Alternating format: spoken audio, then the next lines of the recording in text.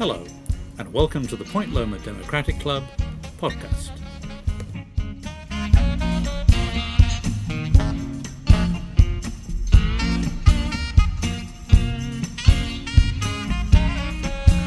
The October 2023 meeting of the Point Loma Democratic Club welcomed Art Castañares, the publisher of Prensa, San Diego.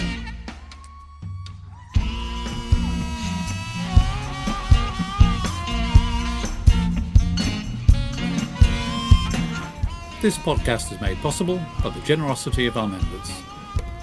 Consider becoming a member by signing up on our website, pointlomadem.org.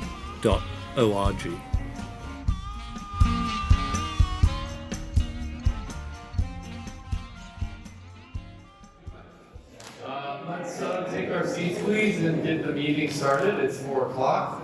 Thank you to everyone so much for being here. This is the October meeting of the Point Loma Ocean Beach Democratic Club. We have a really great presentation today and want to say thank you to our e-board members who helped us get ready with this lovely snap plate. And thank you to all of you for being here. My name is Kip Eischen. I'm the president of the club. So our main presentation today is by Art Castañares. And before he comes up to present, I want to bring up Lori Saldana to introduce him before his presentation. So without further ado, Lori. Good afternoon, and thank you all for coming out for the regular monthly meeting, and also especially to hear our presenter today. Art was the youngest Central Committee chair for the San Diego County Democratic Party 25 years ago. We were doing the math the other day. I was a member of the Central Committee at the time. He was just transitioning out, but we met each other a few years later. He maintained his involvement with local politics, and actually I had, through a longer story I won't get into, the campaign manager for my assembly campaign in 2004 was not able to continue, and Art and former state senator, oh my goodness, my brain just went blank, Steve Peace, I was going to say Steve Cushman, wrong Steve.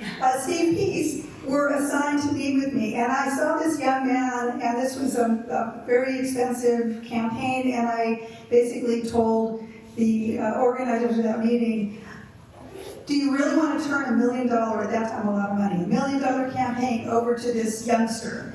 And Art was not at all offended.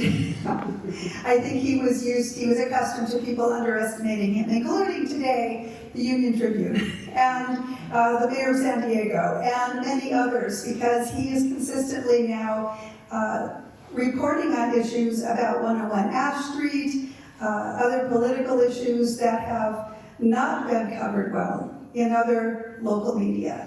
So he graduated from UCSD. He's a lifelong San Diego resident and has a very keen perspective on what is happening politically in San Diego. He knows not only where the bodies are buried, but he has the unique ability to get the living bodies to talk about that. Oh, careful. So we really are in for an interesting discussion of things that are affecting the Democratic Party right now.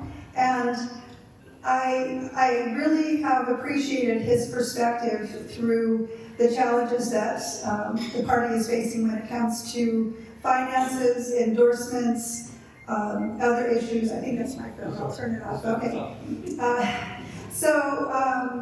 I encourage you to listen carefully, because this really does impact the future of this club in ways that I'll discuss later on in the meeting. And with no further ado, we're very fortunate to have as our speaker today, Art Castañares, publisher of Prensa, San Diego.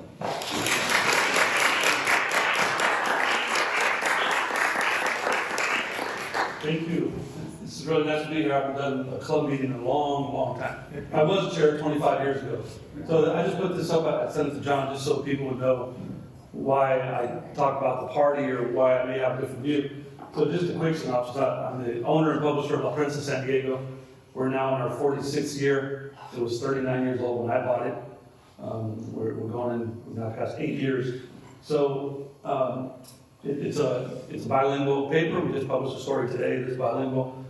We have several reporters that are bilingual, and we have a lot of freelancers that contribute to us.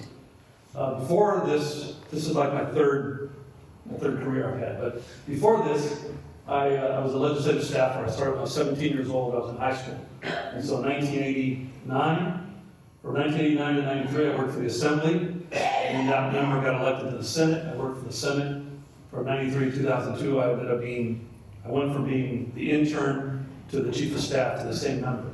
So I passed everybody in the office. It was a very strange experience. So I was up in Sacramento the last 4 years. I worked on the state budget. I left that in 2002 when he was turned out. So I've now been out longer than I was ever in. So I consider myself a recovering political staffer. But during that time, I also did other things. I was the chair of the party from 98 to 2001. I was a national delegate to the convention in LA in 2000. I worked for the White House for about a year. I used to travel with Al Gore all over the country doing advance work. So it was an incredible experience to do that. Before I was chair, I was the director of political action for the Central Committee. On the Central Committee, a bunch of state conventions. A couple of people like Steve Rivera and I used to go to the state conventions when we were much younger. And so people always ask me how many campaigns I've been involved in. And I always count them as what I call election night decisions, because sometimes it's a primary and a general or special elections. So in campaigns that I've been directly involved in, I've had 74 election night decisions. And 4 of those lost. 4 out of 7. So it's been a lot of campaign. Lori and I went through the campaign in her 04 campaign. That was 04, right? So it's been almost 20 years since I worked on that campaign with Lori. So I was always the young guy in the room. That isn't the case anymore. It's sort of weird. My doctor's younger than me. That was a shock when that first started happening, right? So that's just from my background, so you have that. If you haven't already been to La Prensa, our domain is laprensa.org. Like I say, established in 1976. I'm only the 3rd publisher. The original founder, Dan Munoz, was a very interesting man. I was a big fan of his. He was a Korea War veteran, was a Chicano studies professor, founded the paper, was the first Latino outlet in San Diego. And then he passed away in 93. His son ran it until 2015 when I took it over. And he didn't want to sell it to anybody else. And if I didn't buy it, they were going to close it down. So really, I bought it to save La Prensa. I never even feel like it's mine. I feel like I'm a caretaker of this community paper. And when I decide I no longer can do this, hopefully be someone else to pass it on to. That's our website. We're on social media. That's my email address if you ever want to contact me directly. So I just want to talk about some of the stuff that's going on. We write about a lot of things, not just politics, but because of my background, I do focus more on some of these stories that, to me, I just need to have more insight into it because I used to be on the other side. I was a staffer at a very high level, dealing with some incredible political things that were behind the scenes that most people never get to see. And so when I see things happening in real time, it looks different to me. Having been there, right? I understand it differently. And I also have a lot of relationships with people that are insiders and staffers in city departments or wherever it is. And they see things and they're just afraid to speak up because they don't want to risk their careers. And so they reach out to some journalists that they trust. And more, they come to me. And sometimes now I get anonymous tips because people have seen what I write. And I got a letter a couple weeks ago. It was a blank white letter printed, addressed to me. And the first sentence was, I send this to you because you seem to be the only journalist willing to write this kind of stuff. And it was an insider inside the city, gave me some tips that I would have never known. I can't see, I'm not everywhere to see these things. And so that was a really good tip. We haven't published that story yet, but it's a very inside story, about some things going on inside the city. So not only is the relationships I have, that over 34 years I've been doing this, but now more and more, it's just people who follow what we write. So it's really interesting. And La Prensa used to be a small community paper focused inward to the Latino community. And since we've expanded it, there are people like you guys reading this that this wasn't our audience before, right? So La Prensa has really broadened our reach because of the kinds of stories that we write. So I appreciate that. And it's always weird. I don't know if you guys have ever seen the movie When Harry Met Sally. The guy's on the date and the woman quotes an article that he wrote. And he says, I wrote that. He says, I've never had somebody quote me back to me. That happens to me sometimes. It's the weirdest feeling ever. It was something that was in my head that I wrote down that I sent out. And when we put it out there, we don't know how many people read this stuff, right? I have no idea. And so when I run into people that say, I've read your story, it's still a weird feeling for me. You wouldn't believe that I'm actually an introvert. So it's still weird for me to be doing this kind of stuff. So I encourage you, if you don't follow our stuff, this was the other day, we had new stories and posted since then, but the story that was the top story that day was about something going on at the Port of San Diego. They censured one of their commissioners. First time ever that the port has done that. And I didn't know her, I met her once before this happened. But I wrote a story because I had an insider telling me there's more to it. And so I wrote a pretty harsh opinion piece about the process. So if you haven't read that story, that's interesting too. We got a lot of traction over the last 3 years on the 101 Ash story downtown. It's still going on. The city is about $200 million into a building that is probably worth zero today. It's a big scandal. It isn't over yet. But we had insiders and whistleblowers come to us. So we broke a lot of stories on that. And I took a lot of criticism. I wrote the first piece that the broker for the city made money. Nobody had said that. And I got that from an insider, and we tried to reach him, and the broker wouldn't respond. So we published a story saying that he made millions of dollars. And he didn't deny it, he wouldn't say anything. I got criticized by other reporters who would call me and say, none of our sources have confirmed that. Where'd you get this? I said, well, you gotta get better sources. I don't know what to tell you. I can't do your homework for you, right? We stood by that story. It took more than a year, and the guy finally confessed on oath. And he returned $9.4 million, I think. So I was off. I thought it was $5 million. You guys could have made more than that. But we took a lot of heat for that story. But we stuck by it because we trusted that our sources were good. And sometimes I do get criticized. But more and more, the Union Tribune and other papers have started to quote us, to refer to our coverage as first reported by the Prensa. And that means a lot to us because it's a validation of what we do, a validation of our work, that Jeff McDonald and other people at the UT are willing to quote us because they're putting their reputations on the line by quoting us. So it's an interesting experience. I didn't set out to do this when I bought the Prensa. I bought it to save it. I didn't think I was going to write. And more I would go to my reporters and say, you didn't get the whole story. I'd start to fill them in on the story, and then by the end of the story, it was more mine than theirs. And so I had to start putting my name on these stories. And now I write a lot of these stories myself. And sometimes I write it, you wouldn't believe it, on the side of the road on my phone. I'll get some idea, and I'll pull over and I write it on my phone, I send it to the editor, and then she'll post it. And then I start getting text messages while I'm still driving home. It's a weird experience how social media has changed the landscape for media. You probably heard that the Union Tribune sold recently. It was kind of a surprise deal. I think they're going to stop printing the daily paper, probably except for the Sunday paper. And more social media has been the equalizer. But the second that the UT stops printing the day-to-day paper, we're all equal. And then it's just going to be about content and credibility. And that's what we've been building at La Prensa, is our content and credibility, so that the day when it's all digital and we're all equal, we can compete. They no longer have the advantage of 100,000 copies on the street every day. Now it's just going to be, who are you willing to follow?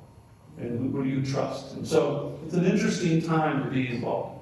I was involved in the internet before this. I didn't put it on there, but even before this, I was involved in the internet when I was about 18 years old, when people didn't have email. We were doing some really very cutting-edge things. And I got to see the development of that. And we used to think back then, someday people are going to get their news on this web. And nobody believed that. Now, this is how everybody gets their news, right? So I've lived through some pretty interesting evolution of media. And it's funny now to end up being a newspaper owner. When I was 13, I used to deliver the paper on a bike. Before, and so you remember before the UT merged to be the Union Tribune, the Tribune was the afternoon paper, right? I used to deliver the green masthead in the afternoon after middle school. Never thinking I'd actually own a newspaper. Now I do. So, this is a real weird, non-direct way to get to where I am. And again, if anybody has any questions while I'm doing this, please speak up.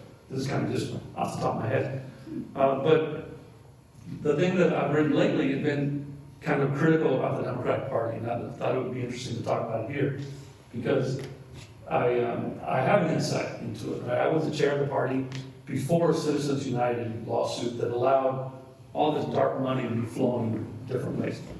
The biggest year I had, and Steve was around back then, the party was very small. I think we raised $250,000 when I was chair. It was a lot of money to raise to the party.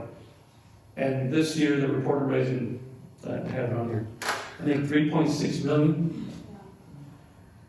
The top column B, the first column at the bottom, $3.6 million. The San Diego County Democratic Party, they don't raise that money. They don't raise it the way I used to. I used to call people. I'll tell you a quick side note how desperate we were for money back then. When I was chair of the party, we hired a phone caller. He was a phone dialer.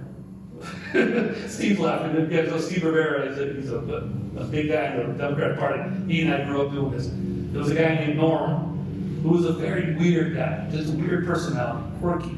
But he was a professional fundraiser on the phone.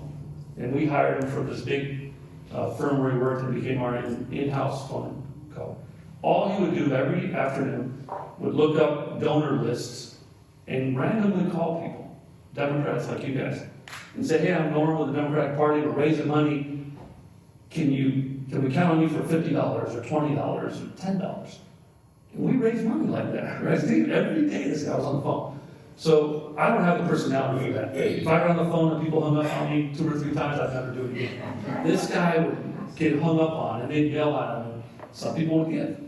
And we raised $250,000 doing that little fundraising stuff. We had to raise the money ourselves, right? This $3.6 million, this is money that moves through the party. And so what happens nowadays is money goes through the party takes a little cut off the top, and then they pass it through and spend it on Democratic campaigns. But it's money that before we would have never taken. If you really look at this report is, if you look at the top, it says Form 460, page 3 of 389. That's a 389, this is only for a 2-month period, October 23, December 31. The party moves millions of dollars through the party now. It's actually just used like a funnel. It's a kind of dirty way to put it, right? And there are a lot of interest groups that want to get money to Democrats. They give it through the party, it's kind of diluted, and then they spend it on campaigns. And so it's hard to track. It's really hard to know that this entity gave money for this campaign. So, but I have some insight into it. So we wrote a story recently, if you haven't seen it, about a certain campaign consultant that works for the party that's been running this. I think it's a sham. I think it's cheating by sending out mail that isn't paid for yet. They call it debt, right? Well, I've worked on, like I told you, 74 campaigns. I never had a printer send mail without being paid, ever. I used to have a printer call me and say, the truck's loaded, it's not going to move until you print a check. Exactly. And then all of a sudden, there's one consultant who every one of his campaigns has debt. Sometimes for months, sometimes for years after the election. And nobody really looked into it. And I started pulling these 460s, which I myself have filed dozens and dozens of these forms. And I laid them out on my floor, on a whiteboard. I started kind of following the map. And I wrote this big story a couple weeks ago, 3 weeks ago, I think today, that puts it all together, that about 500,000 pieces of mail landed in mailboxes that most of it still hasn't been paid for. And it's a cheat. And some of it went to the Democratic Party. About $200,000 of it is still owed today. $230, I think, or $222,000, something like that, is still owed for over a year ago. And the party hasn't paid it off because it goes through one consultant. So I'm very critical of that. I believe, I did a podcast about a month ago and I explained it this way. I think the voter base is like a jury in court, right? As campaigns, we go out and we make our best case, like lawyers do. And we all want to make our client look the best, right? When I had Lori's campaign, Lori won by 12 points, Lori, 13 points or something against a former member. It was a huge election for Lori, right? We did commercials with her mom and dad. And we did all kinds of things, right? Our job as a consultant, as a campaign, is like a lawyer in court. You try to make your client look the best. But you can't lie. You can't cheat. And you can't try to trick the jury, right? So each side makes their arguments, and then the jury goes away to some place you don't see them. They make a decision, they come back, and then we all have to live with the consequences of the decision, right? We don't always like it. I had 4 elections. I wish I would have won all of my elections, but I didn't. I had good candidates lose. I had less than perfect candidates win. Sometimes you never know. But I honor the system. I actually believe in the system, right? And so when I see somebody like this consultant, especially because it's a Democrat and it's my own party, cheating and rigging the system, I think it's bad for all of us. It starts to undermine the process. And we see what happens when people still argue over the 2020 election. It undermines people's credibility in the process. And we have to, if we're willing to engage in this, we have to be willing to accept the consequences, even when we don't like them. Because there's always going to be another election, right? It's not the last election ever. And if you lose, and the next time you work harder, and you win, right? But if you start cheating, if we start cheating, our party starts cheating, then we can't go complain about the other people. And so when I was chair of the party, we were the minority party in the county. The Republicans were in charge. When I started in politics, there were hardly any Democrats in office. There was 1 or 2 on the city council in San Diego, now there's all 9, right? We had 2 Democratic mayors.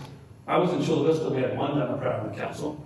And now we live in a world where the mayor, the city attorney, all 9, we had a majority on the county board of supervisors, which was unheard of before. And so Democrats run the county now. Now we should police ourselves, I think. I think if we allow ourselves and our friends to start cheating, then we can't hold other people accountable. And that's what I've been trying to do. And I get criticized a lot. There's some people around here, some people in the room have heard some pretty bad things about me. And they say I am trying to destroy the party. So that's why I put up at the beginning of this, right, my credentials, just in case anybody doubts my credentials, right? I mean, I've bled for the party. I've worked my ass off for the party. I don't want to destroy it. I want to fix it. And as a media, when I was chair of the party, maybe my job would have been to clean it up or take some action. I don't have any power. I can't do anything with the party.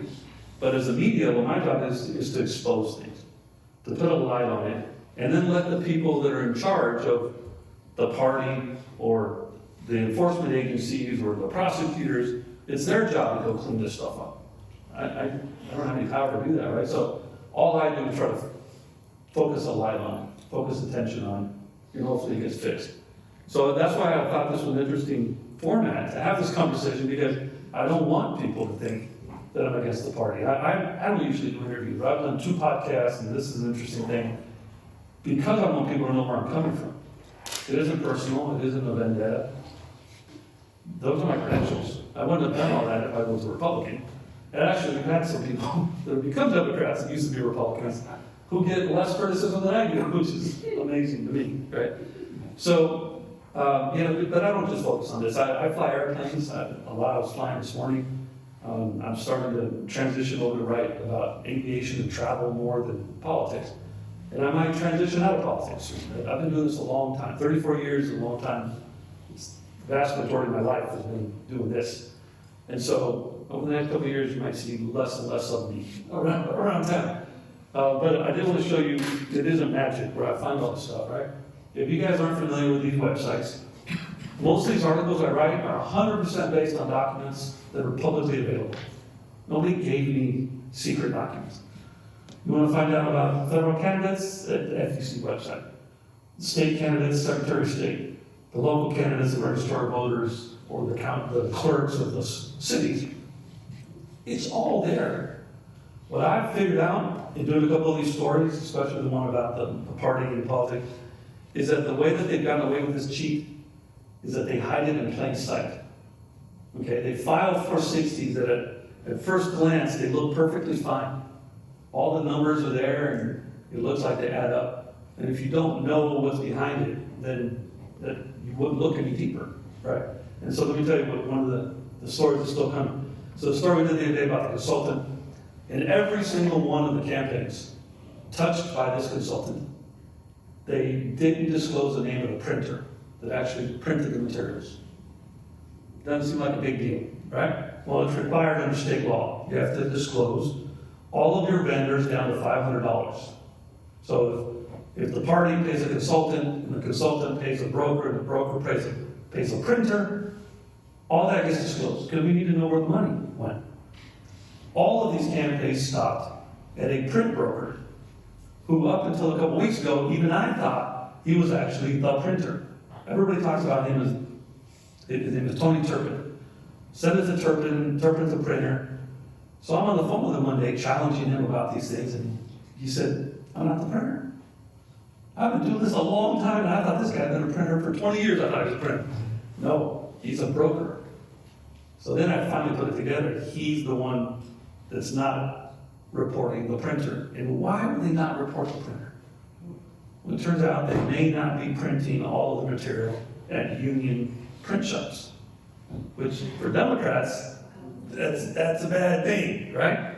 So if they were to disclose where they sent the money, we would all know pretty quickly that they weren't union printers. So what do? They disguise it. But if you don't know that and you look at the 460s, they look completely perfect. So you got to get one level deeper, two levels deeper. So that's a story we still have coming out. We haven't played all of that out yet. So those are the kind of stories that I get blamed for doing, but is it my fault, right? When people say I'm trying to destroy the party by reporting the stuff, who's more to blame? The people that did it or the guy who reports it? Right? I mean, it's not my fault. So I'm willing to take the criticism. In that podcast the other day, one of the guys said, people call you a jackass.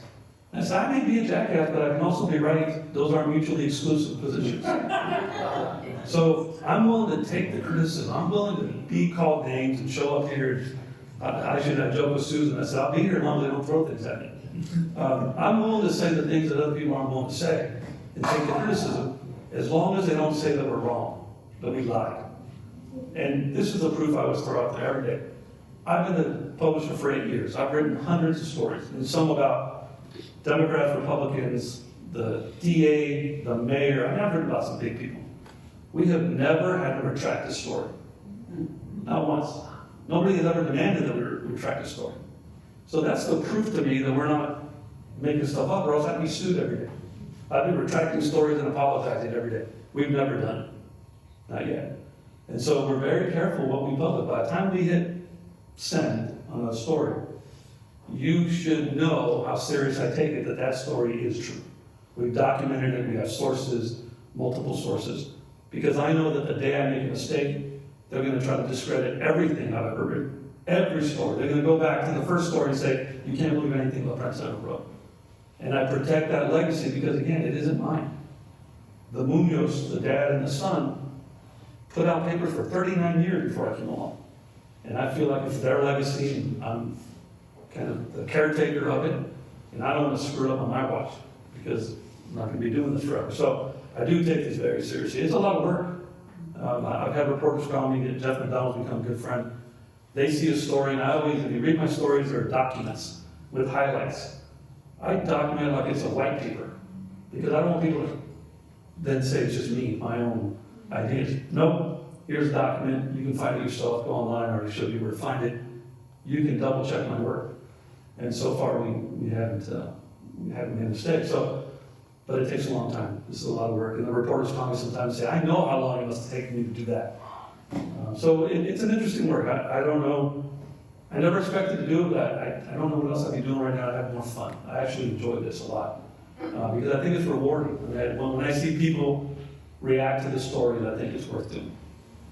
Does anybody have any comments or questions so far? I'm saying things that probably you don't hear at a Democratic club, right? I'm not critical of the party. I think there are some issues that have to be resolved, and they should look into it. You've been in San Diego a long time. So what do you attribute the lack of deep scrutiny on publicly available documents from the media? Why hasn't more of this come out? I will say you want me to criticize the media too? I'm gonna have no friends when they get done with this. What do you went after Duncan Hunter by looking at his campaign finance reports without it being sources from all kinds of things? Yes. The day I sent in, I ran into that story about it. Well, actually, I'm sorry, talk about Duncan Hunter. You asked a question again, I'm sorry. I was just asking, what do you attribute the lack of media scrutiny on publicly available documents of our politician candidates? I'm gonna answer two different ways. One, I think the reporters don't understand this stuff. Not their fault. They've never been on this side of the ledger, right? And it really, unless you've seen it, unless you've been there. Look, I used to be in the room when we would say, what are we gonna tell the press? I mean, that tells you that the press doesn't know everything, right? They're looking through a window with the curtains drawn. It's really hard. Now I understand it being on the outside. They don't tell us. You know, staffers don't want to confess things, politicians don't want to confess things. So sometimes we're just like, I have 4 kids, I always say it's like putting together Legos in a dark room, right? You're feeling around for pieces and then trying to put them together and then try to see what it is, right? It's really hard. So I think one is the reporters don't know what they don't know. The second part is, I think the reporters they want to be friends with the politicians. And I tell you because I say it's like high school. The reporters are like the band nerds. And the politicians are like the football jocks. And the only way that the reporters have a relationship is because of the reporters. They wouldn't be invited to the parties. And they love that access. And they love being able to call them and get their phone calls returned. They're impressed by them, I think is the best way to put it. I'm not impressed by them. I know them. And I don't want to go to the parties anymore. Right? And so I'm willing to challenge them because I don't care what they think about it, about what I write. And so like Todd Gloria, I'll give you an example. He's a few years younger than I am. I met him when he was a volunteer on the Susan Davis campaign where I was running the ground operation. And no offense to him, I think he's done a great job doing what he does. But we used to send him out to pick up the donuts and the bagels before meetings. He was a young intern, right? I've known him a long time. I write some very critical things about him.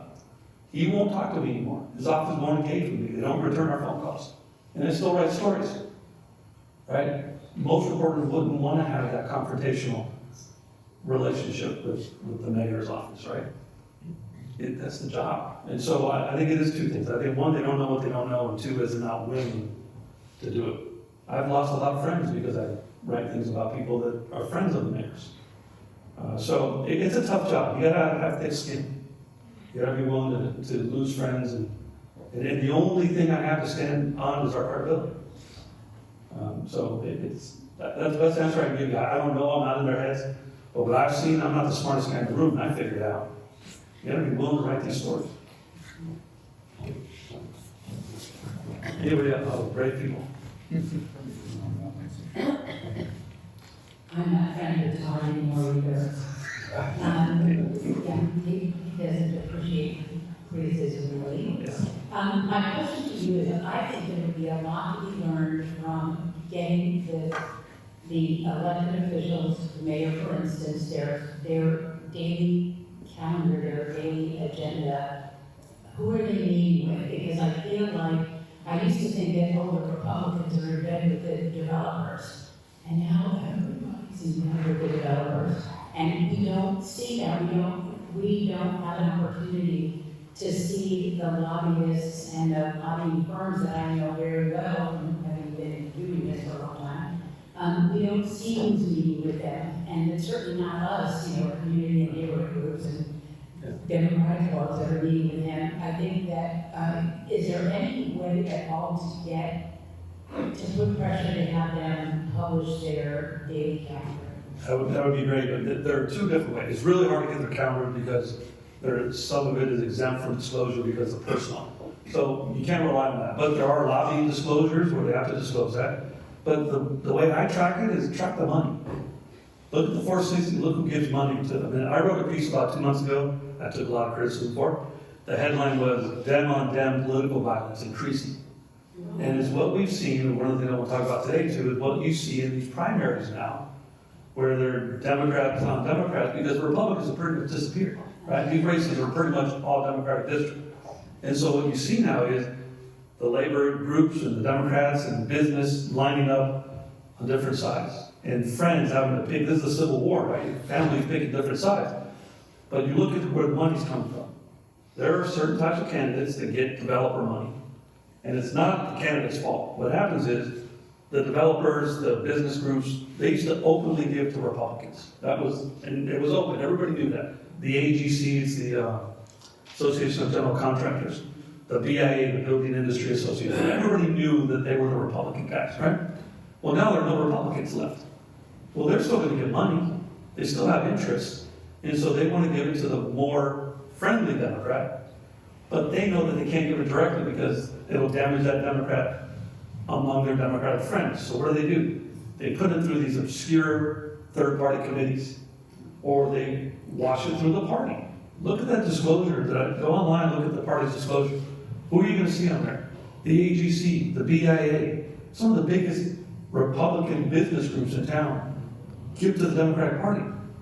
Why? Because all of a sudden like the Democratic principles? No, because they're being endorsed candidate that is the one that they prefer.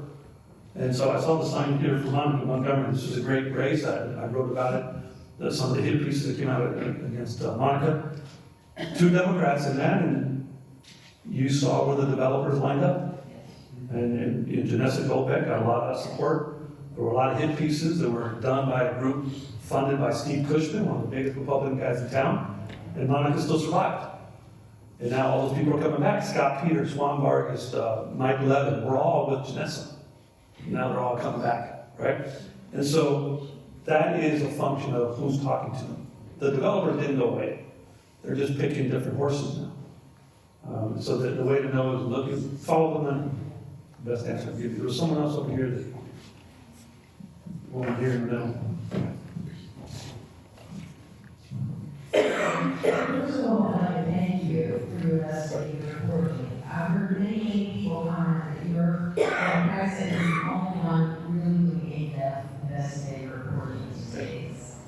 And I think you already answered some of my question. My question was about funding, was that some special interest groups and many other developers. Are these the principal people that are giving money to the party, or are there other big donors? And do you think that the amount should be limited as it is to individual, candidates? Well, what happens is the reason that they can give to the party, the reason it's powerful, is that when they give money to the party can only spend it on what's called member communication, only to Democrats. But when you're talking about districts where it's Democratic leaning by, I forget what the D4 race is, it's plus Democratic 30% or something like that. It's a huge Democratic district. You can win it by only talking to Democrats. So these interest groups, the developers, the business guys, can give to the party a bunch of money, spend a bunch of money on member communication, and then the other IEs only spend a little bit of money going after independents and some Republicans. But because the Republican number is so big in these districts, you can put most of the money through the party. That's how $3.6 million comes together. And I encourage you, go look at the disclosure and see who's giving big checks to the party. It's not, it used to only be labor groups. And those are our friends, okay. But when you start seeing the labor groups give and the other side, the business guys, how are those two people should never be in the same place at the same time? They are, because they're picking between what I call blue Democrats and kind of purple Democrats. There's shades of blue now. When before it was really easy, right? Where were the Republicans and where were the Democrats? It's not that easy anymore. So my piece was called Dem on Dem Violence, because we see this. We saw it in the race in the special election with David Alvarez and Georgia Gomez, right? Aquila Weber and Leticia, Monica and Janessa. I think we're going to see more and more of these Democrat fights. The Republicans just aren't around. I just want to let everyone know that we have two candidates in the shortlist city council race that are running against Oh, right, okay.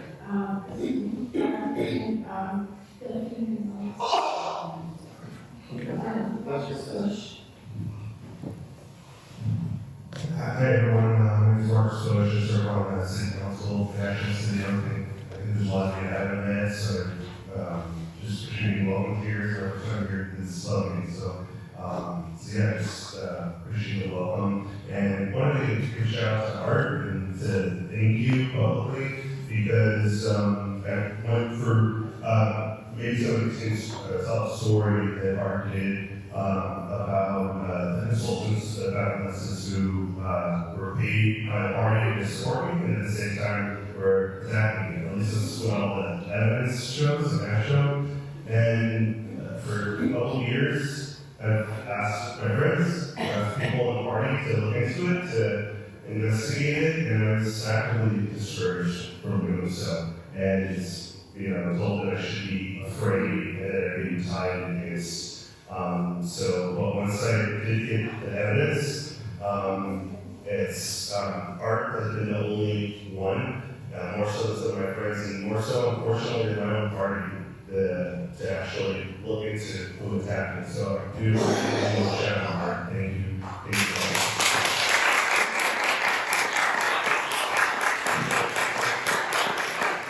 I want to say that, and just the other thing I want to just share, and I'm up for re-election next year. We hope to, get folks support, within this club, but before anything else, it just, at the end of the day, for me as one of the official, the most important thing is integrity.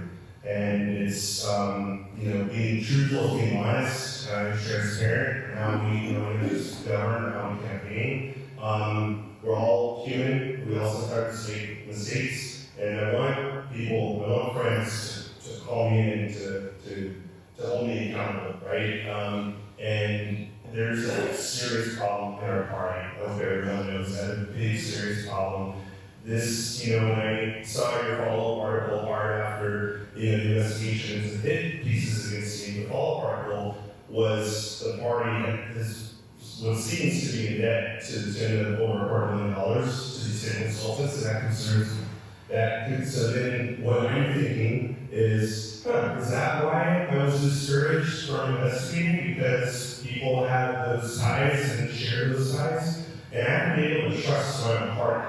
And I do trust my party, and it's not everyone. It's a few folks in charge. I think some of those folks might have good intentions, but whatever their intentions are not, I just ask the folks, let's be brave, let's be honest, let's be transparent, let's hold our party accountable, let's hold candidates, accountable, because it's like if we turn into Republicans and Trump, if we're dishonest, if we're doing illegal or unethical activity, we're no better. And I just expect us to be better. And for me, for losing re-election, at least I have my integrity and at least I'm sure that I just ask everyone else to do that as well. Thank you.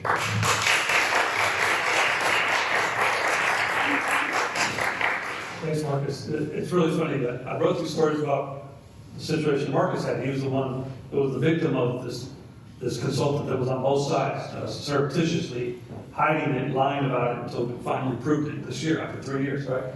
So now people are saying that Marcus controls me. He told me what to write. Before today, this is the second time I've ever seen Marcus in person in my life, right? Marcus.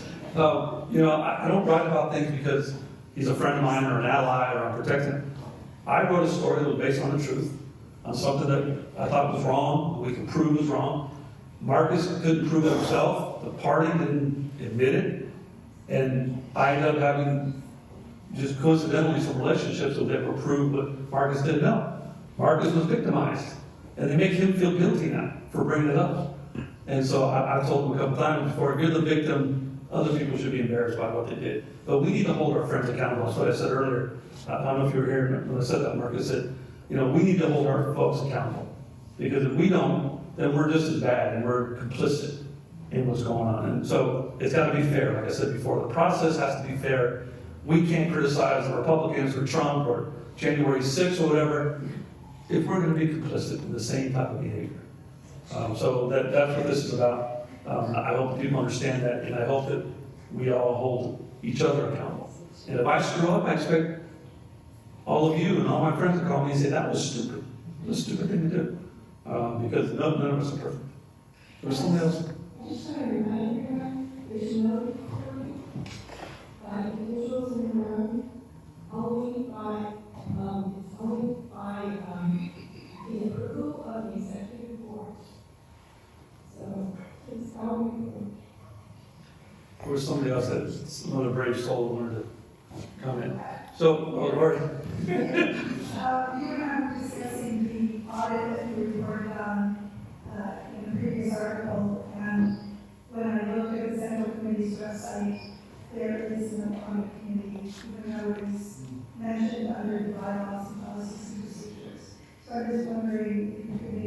a little bit about the audit, it's not really an audit. Yeah, so we're looking at that.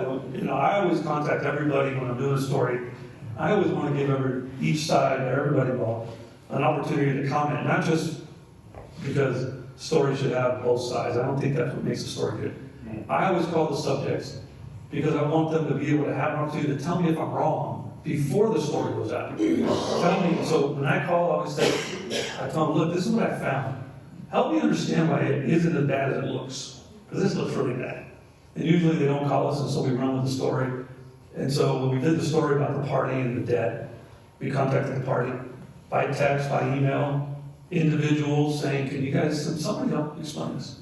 Their best response was, kind of reminiscent of Donald Trump, we're in an audit right now, so we can't comment. Okay? I asked the question like, do you think it's legal and proper to not pay for pieces? And I don't think that is an answer that needs an audit, right? So their answer to me, and we put it in the article, was they're under an audit. We find out the other day that the party can't find an auditor willing to audit their books. They're not going through an audit, they're trying to find an auditor, right? And so Lori did some research, there is no audit committee. There is no standard process for annual audits like a company would have. And so what happens when somebody believes that nobody's looking? It's just human nature to get away with other things, to be a little less proper, right? To be a little less formal. And so $3.6 million this year. It was about as much the year before. They raised almost $1 million so far this year. There are no audits of where how that money came in and where that money went. So it's not surprising that they owe $240-some-thousand, all of it for mail that went out last year. Had I not written that story, it would still be an inside secret. People at the party knew. And it's not a secret to the executive director and to the executive committee, but they weren't saying anything. And when I call, the best thing they could come up with was, we're in an audit, which ended up being not true. So I think we're on to something. And again, we need to hold them accountable. We need to fix it. I keep saying it's like having a tumor as cancer. I just put an X on it. If you don't cut it out, you're going to die. So, I can't cut it out. But if the party doesn't heal itself, I think there's going to be some problems down the road. Someone else will be on Danny. First of all, I want to thank you for being here. I think it's really important to discuss this. One of the things I want to highlight is the treatment of young people in our party.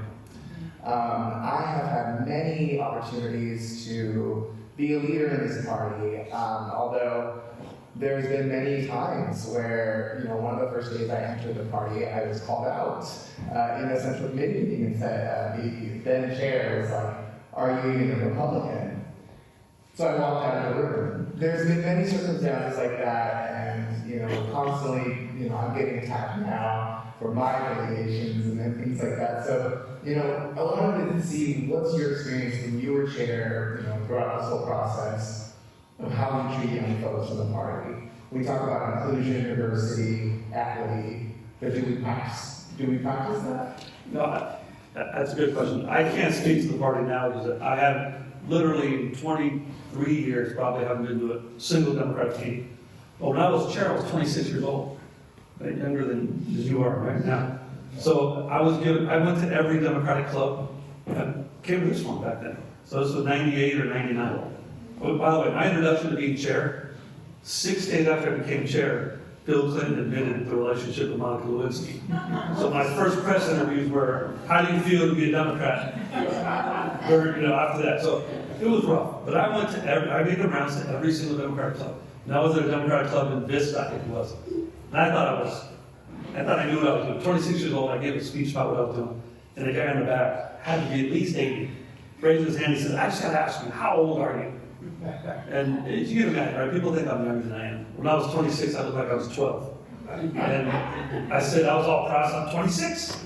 And from the back, he said, another guy says, I have socks older than that. So that was the welcome to the chair of the Democratic Party.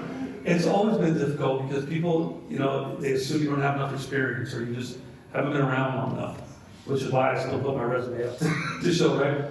But there's got to be a mix. There's got to be a next generation.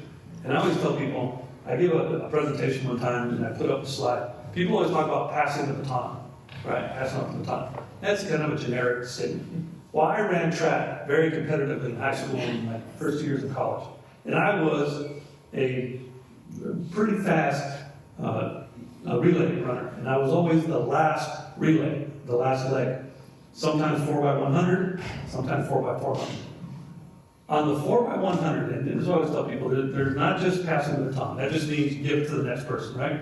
But if any of you have ever seen a track race or been a track runner, when you run a short distance, a 4x100, there's a very short piece of track where the transition has to happen. You can't just pass it anywhere, right? And so what you do is you're waiting for the other runner, and you practice this, and when they're at a certain point, I start to run.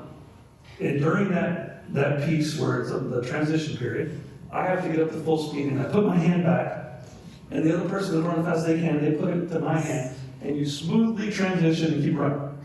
You don't transition it from a standing still, right? And I always show that analogy because in order for the baton to be passed, the receiving person has to be ready for it.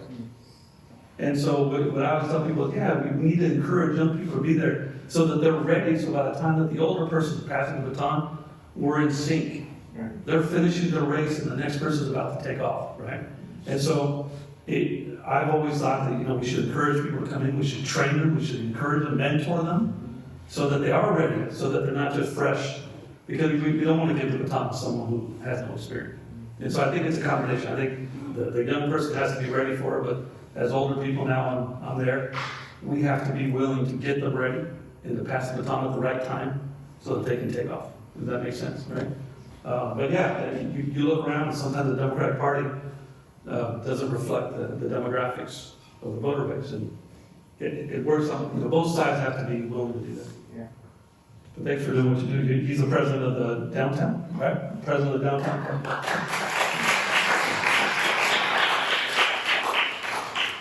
Art, two quick questions for you. First of all, when you were on staff, State Senate, who were you on staff with?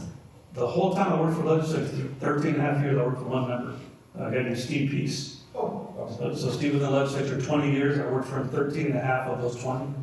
I went from an office intern to the chief of staff in the same office. Second question, real quick. When are you going to run? Never. It's funny that everything I've ever done, people always assumed I was doing it to run. So when I became chair of the party, I'd already been in politics for a while. Everybody was sure that was my step to run, right? And then I did something else after that and thought I was ready. When I bought the paper, I had never been a journalist. I didn't study journalism. Even reporters thought there was an agenda, right? I was going to promote myself, God forbid, to run for office, right? I've been doing this 34 years now. The last thing on my mind is ever run for office. I'm on the downside of the curve. Like I tell you, on a day like this, I woke up this morning, so I fly airplanes for fun, but I'm training for a big trip. And I woke up this morning and it was horrible weather. And I called the airport and everybody said, no, it doesn't look like it's going to clear up. It's going to rain tonight. At about 11 o'clock, it got clear. I ran down to the airport. I went flying for a while. I got here, went home, showered, came down to fly. I'd rather be flying, even than doing. I love politics. I got to tell you, the truth is, on election day now, I have like withdrawal symptoms because that was my Super Bowl, right? All the stuff you work up to is election day. I don't have anything to do on election day anymore. I wrote my story about it before the election, and I have to wait till 8 o'clock for the first results to come in, and it kills me. But I've already done it. It's time for people like Danny and other people to take it up. The long version, the short answer. Never. Hi, thank you for being here. I really appreciate your presentation. With regards to Monica and this recent race of hers, there was some mailers that came out from the last cycle with regards to her being depicted and just not in a great light. And given this up, we actually had a conversation with some elected leadership regarding that. Is what you kind of reported on with the mailers, is there an opportunity for Democrats to even be supporting the police officer association or, indirectly? Is that still going on within our party? Yeah, that's a good question. I wrote a very critical piece about those hit pieces. If you guys didn't see them, They were for Janessa against Monica, and they did the old, racial trope of a nice color picture of one person and a grainy black and white picture of the African American candidate. It was horrible, right? And it was done by an outside group that's basically the Police Officers Association. The consultant for the POA is someone I've known for a long time. He's a Latino Democrat. He did those pieces, and I called him up. I said, "This is horrible. Not only do I not think they're very good for you, but the police used to only do positive campaigns. Back 20 years ago, if you got the endorsement of the POA for a local race, or the DSA, the Deputy Sheriff's Association, for a county race, that was it. You would win the race, and you could hide behind the badge, right? They would put out these signs saying law enforcement's choice. They do yard signs. They do signs on light posts everywhere. Because their image has now been damaged, right? The police are not the endorsement they used to be. They've now resorted to attacks, to negative hits.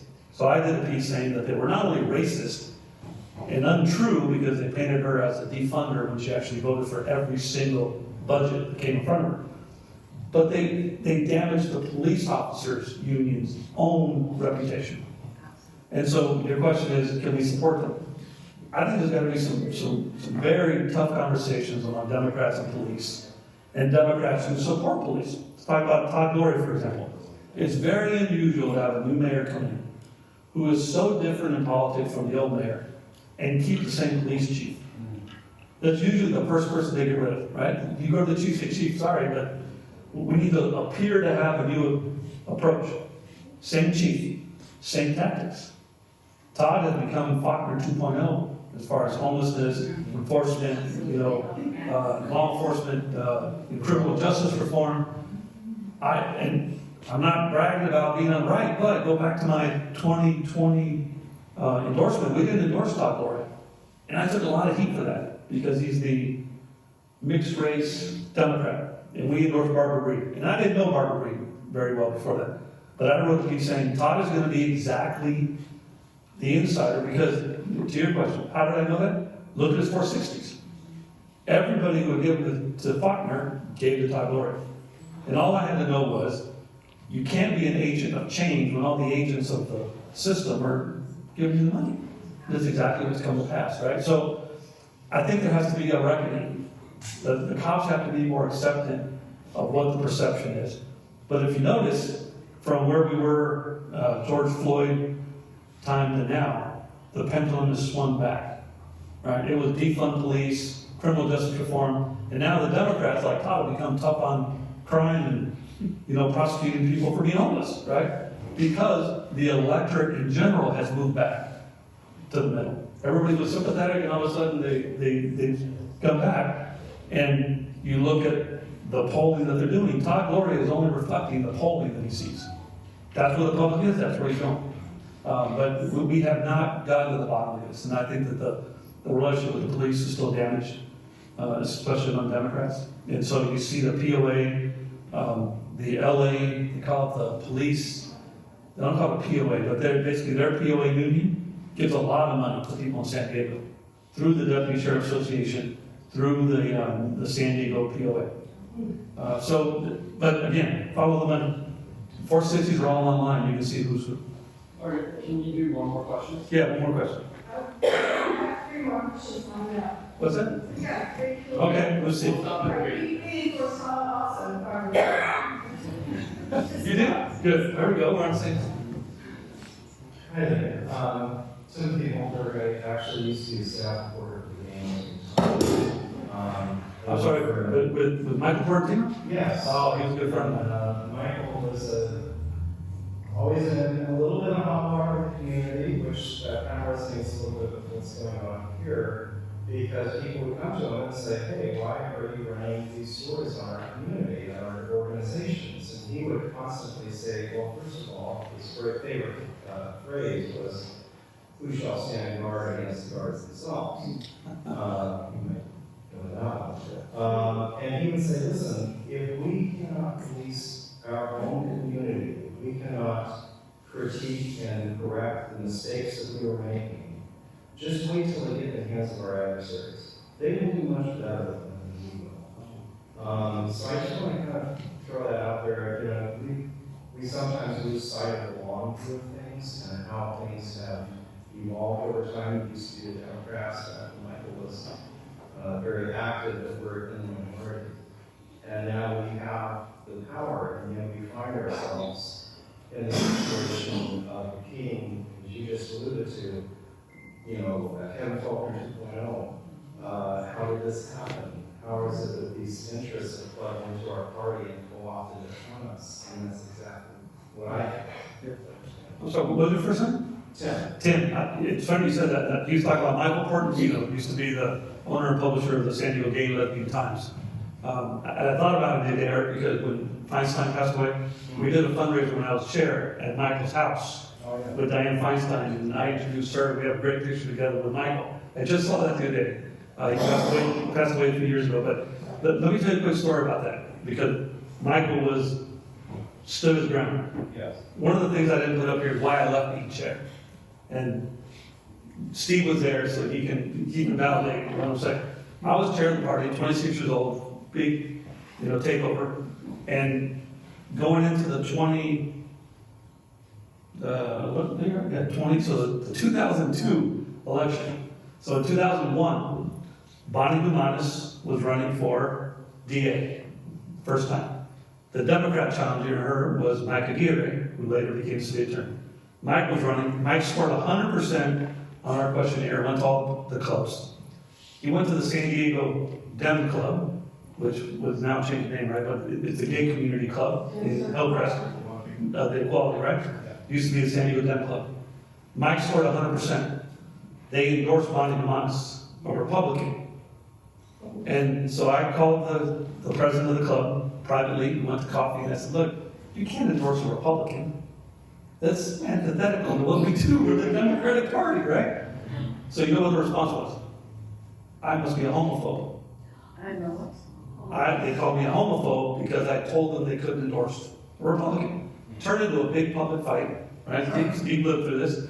Went to the state Democratic Rules Committee, the state party, and they told the club that if they didn't rescind the endorsement, they would be dischartered, or they revoked the charter. So they backed down. They rated Bonnie acceptable. Didn't rate Mike. Mike lost by 2 points in that race, and we ended up with Bonnie Dumanis for 8 years, who then handed off to Summer Stefan, right? So elections have consequences, right? I was criticized because I stood up to people saying, this isn't right. It's so wrong that now the bylaws of the Central Committee say you cannot endorse Republicans. It had to take a bylaw change. I mean, we didn't figure that out ourselves. Michael Portantino wrote 2 articles defending me when everybody turned against me. And so it was the San Diego Gay and Lesbian Times publisher wrote a piece saying I was right. This is what they're doing is wrong. He held them accountable. So Michael was great. I never thought I'd be a publisher like him. I missed him. My first interview was Bonnie Dumanis. Oh, there you go. Okay, that was the same time. So anyway, yes, I appreciate that. And not a lot of people that have a platform like I do, like Michael did, are willing to stand up because you don't want to take criticism, lose advertisers, lose friends. But we have to stand up for what's right. Our last question. Hi, Paul. David Miller. I live in Claremont. I think the late. I was only said at 4:15.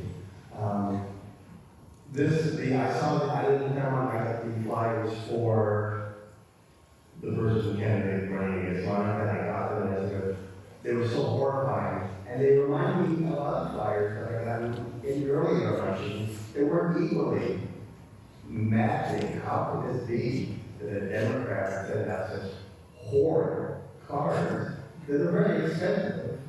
How can this be? So, in what you turned over, have you seen that there are earlier or more historic or a long history of such awful cards? Actually, Marcus is the one who's now been putting together. It's happened in multiple races. This is what happened to him 3 years ago, right? They did these hit pieces that made him look like a criminal. They were misleading at best, and luckily he still won, right? But he was still a victim, even though he won a race where in National City they run at large, so multiple candidates running for 2 open seats. And there was another Democrat in the race, and they only attacked one versus the other. We've seen it in the Aquila Weber race, special election that she won, David Alvarez. There are several, and unfortunately, it's been the black community that's been a victim of that. And we need to talk about that. We're the Democratic Party, we're supposed to be the big tent party. And here we are having these internal fights, these civil wars, and it usually comes down to racial lines. It's really unfortunate. And so, but it takes good people to speak up and say, we shouldn't tolerate this stuff. But that was not an isolated case. That's what made it so bad. We know better. You know? Thank you so much. Thank you.